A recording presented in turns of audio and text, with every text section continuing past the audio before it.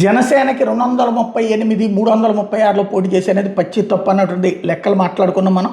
టోటల్గా ఇప్పుడు అధికారిక లెక్కల ప్రకారం మున్సిపాలిటీల్లో జనసేనకి 8144 ఓట్లు వచ్చినాయి, 0.3%. అదే సందర్భంలో మున్సిపాలిటీలు ప్లస్ కార్పొరేషన్స్కి కలిపి 13,478 ఓట్లు వచ్చినాయి, 0.4% వచ్చినాయి అనమాట. జనసేన బీఎస్పీ కంటే ఎక్కువే వచ్చినాయి. బీఎస్పీ 7,628 టోటల్గా 0.2% వచ్చింది, వాళ్ళకంటే ఎక్కువ వచ్చింది. టీఆర్ఏపీ 3,379 ఓట్లు సాధించింది, 0.1% కంటే ఎక్కువే వచ్చింది. సిపిఎం కంటే తక్కువ, సిపిఎం 0.6%, సిపిఐ 1%తో పోల్చుకుంటే తక్కువే. మిగతా అన్నీ కూడా లెక్క ఉంది. అదే సందర్భంలో మున్సిపాలిటీల్లో కూడా బీఎస్పీ టీఆర్ఏపీల కంటే కాస్త ఎక్కువే వచ్చింది.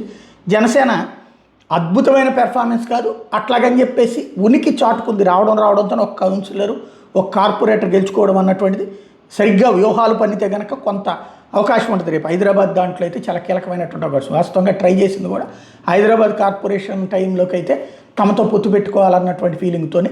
ఈ మున్సిపాలిటీ కార్పొరేషన్ రిజల్ట్స్ ఆధారంగా అయితే కనుక బీజేపీ పొత్తు పెట్టుకోనక్కర్లేదు జనసేనతో.